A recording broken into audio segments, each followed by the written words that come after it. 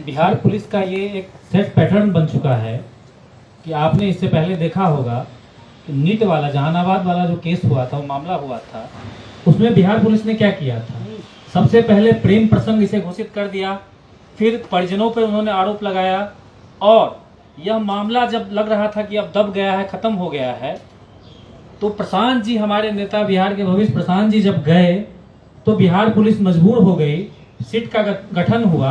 और जो बिहार पुलिस शुरू में ये कह रही थी कि ये प्रेम प्रसंग का मामला है, उस बिहार पुलिस ने अपनी असक्षमता जाहिर कर दी कि अब ये केस हमसे सॉल्व होने वाला नहीं है और इसे हम सीबीआई को रेफर कर रहे हैं। और सारण वाले केस में भी यही हो रहा है। ये घटना ऐसा नहीं है कि आज और कल का घटना है, ये घटना जो है 6-7 दिन पहले का है। और बिहार पुलिस चैन से सोई हुई थी जब सोशल मीडिया पे, एक्स पे, जहानाबाद में भी ऐसा ही हुआ था, नीट वाले मामले में भी ऐसा हुआ था कि एक्स पे आवाज उठा था। इस मुद्दे पर भी एक्स पर लोगों ने आवाज उठाया, तो सारण पुलिस ने अपराधियों को पकड़ने की जगह सबसे पहले एक स्टेटमेंट दिया जिसमें उन्होंने परिवार का चरित्र हनन किया और लोगों को भटकाने का प्रयास किया। और वो जो स्टेटमेंट था वो 13 तारीख को दिया, लेकिन उसमें डेट था 10 तारीख। चलिए हम उसको क्लर्कियल एरर मानते हैं, उसको उन्होंने डिलीट कर दिया। फिर उन्होंने एक 14 तारीख का स्टेटमेंट दिया, उसको भी डिलीट कर दिया।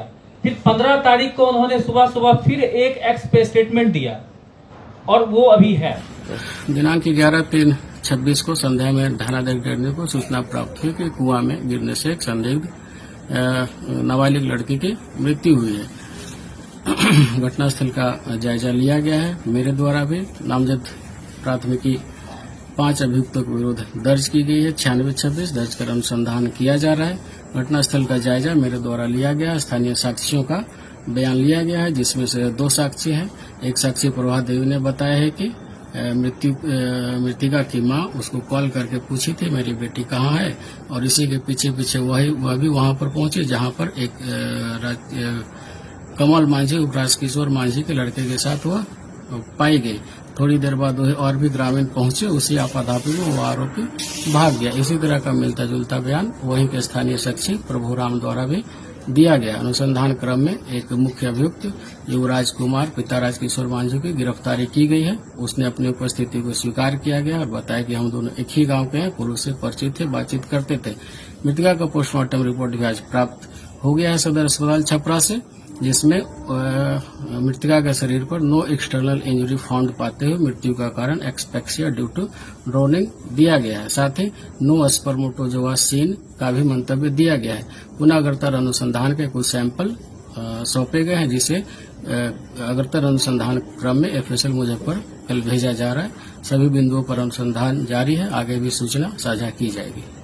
और उसके बाद जब हम लोग गए, परसों हम लोग गए, तो जब हम सारण से वापस आए तो रात में हमें धमकाने के लिए, जनसुराज के लोगों को धमकाने के लिए सारण पुलिस ने एक और स्टेटमेंट दिया कि वहां पे जो भी जा रहे हैं, अशांति फैला रहे हैं, न्याय की मांग कर रहे हैं, उनके ऊपर हम कार्रवाई करेंगे। हम एक पेशेवर पुलिस है। तो सारण पुलिस से हमारा इस जनसुराज के माध्यम से ये सवाल है कि अगर आप पेशेवर पुलिस हैं तो आपने जो बयान जारी किया था उसमें, जिसमें पोस्को एक्ट लगा हुआ है, तो विक्टिम का आपने नाम उसमें उजागर कर दिया, उसका गांव क्या है ये भी आपने लिख दिया, गवाह का नाम भी आपने लिख दिया। तो आप कैसे पेशेवर पुलिस हैं जो पोस्को एक्ट कहता है कि विक्टिम हो या विक्टिम का गांव हो या गवाह हो, उसका नाम उजागर नहीं करना है, तो आपने पूरी देश दुनिया के सामने उनका नाम उजागर कर दिया और आप कहते हो कि हम पेशेवर पुलिस हैं। पहला सवाल ये है। दूसरा सवाल ये है कि इस सारण पुलिस के जो एसएसपी है विनीत कुमार जी, उन्होंने घटना के 1 दिन के बाद ही कह दिया था कि लड़की स्वतः कुएं में कूद कर मर गई। लेकिन जब हम लोग गए और इसकी जो इन्वेस्टिगेटिंग ऑफिसर हैं, उनसे जब ज्योति कुमारी, उनसे जब हमने सवाल किया कि क्या एसएसपी विनीत कुमार ने जो कहा है वो सही है, तो उन्होंने साफ इनकार कर दिया। इसका वीडियो एविडेंस भी है कि हमें नहीं पता उन्होंने क्या कहा है, हम अभी जांच कर रहे हैं, लड़की खुद से कूदकर नहीं मरी है।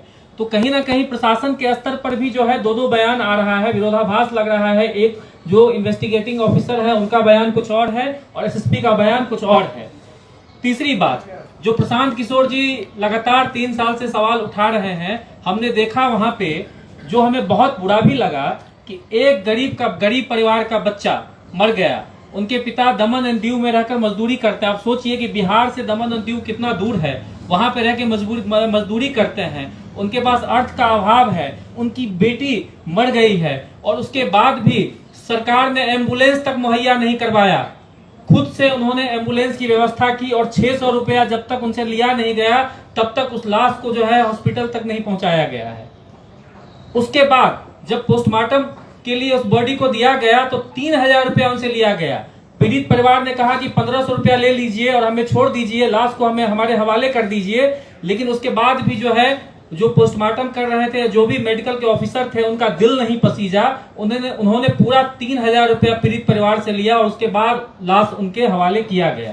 तो ये जो डॉक्टर के भेष में, पुलिस के भेष में, पहले ये माफिया थे, अब ये राक्षस हो गए हैं। माफिया और दलाल है, उनके अंदर भी दिल होता है। इतनी बड़ी घटना हो गई और इन राक्षसों का दिल नहीं पसीजा। पीड़ित परिवार से 3000 रुपया और 600 रुपया लिया गया, जो चीजें फ्री में मिलना चाहिए था।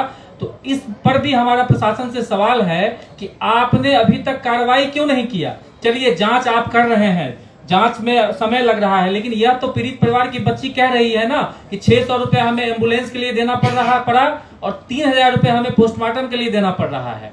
और उन्होंने अपने लोकल हवलदार के सामने कहा, मैं उस बच्ची को धन्यवाद देता हूं कि वो 12वीं की बच्ची है, उसकी बड़ी बहन, और वो बच्ची उस गांव का लोकल हवलदार है। 2-3 जो है और महिला कांस्टेबल बैठी हुई थी, उसके सामने बड़े हिम्मत के साथ उस बच्ची ने ये कहा कि हमसे 600 रुपया लिया गया, हमसे 3000 रुपया लिया गया। अगर सारण पुलिस इस मामले में थोड़ी सी भी गंभीर है तो स्वतः तुरंत कम से कम इन लोगों को बर्खास्त किया जाए जिन्होंने 3000 और 600 रुपया लेकर मानवता को शर्मसार किया है। और इस व्यवस्था जो पूरे बिहार में जो व्यवस्था चरमराई हुई है उसके तो उन लोगों को डर होगा और आगे से कोई भी गरीब परिवार जब इस मुसीबत में रहेगा तो उनसे पैसा नहीं लिया जाएगा। चौथा सवाल हमारा वहां के सांसद से है। आपके क्षेत्र में एक बच्ची की मौत हो गई है और इतना बड़ा घटना हो गया और आप कल क्रिकेट खेल रहे हैं। आप सांसद होने के नाते आपको उस क्षेत्र में जाना चाहिए, दोनों परिवार से मिलना चाहिए। हम ये नहीं कह रहे कि पीड़ित परिवार से मिलिए, जो दोषी है उनसे भी आप मिलिए, सबसे मिलिए, लेकिन एक सांसद होने के नाते आपको अपने परिवार, अपने क्षेत्र में जाना चाहिए और लोगों से मिलना चाहिए। लेकिन आप क्या कर रहे हैं कि आप बिहार की भोली भाली जनता को जाति के नाम पे भड़का के वोट लेते हैं और जब बिहार की जनता किसी समस्या में पड़ी रहती है, कोई आपदा उनके ऊपर आ जाता है, तो आप क्रिकेट खेलते हैं। क्रिकेट खेलकर जनता को यह संदेश देते हैं कि हम तो ऐसे ही रहेंगे, आप हमें फिर से अगली बार वोट दीजिएगा और हम फिर से इसी तरीके से क्रिकेट खेलते रहेंगे। आपके साथ जो घटना हुआ है उसका हम मजाक उड़ाएंगे। बस ये हमारा सवाल था। बहुत बहुत धन्यवाद।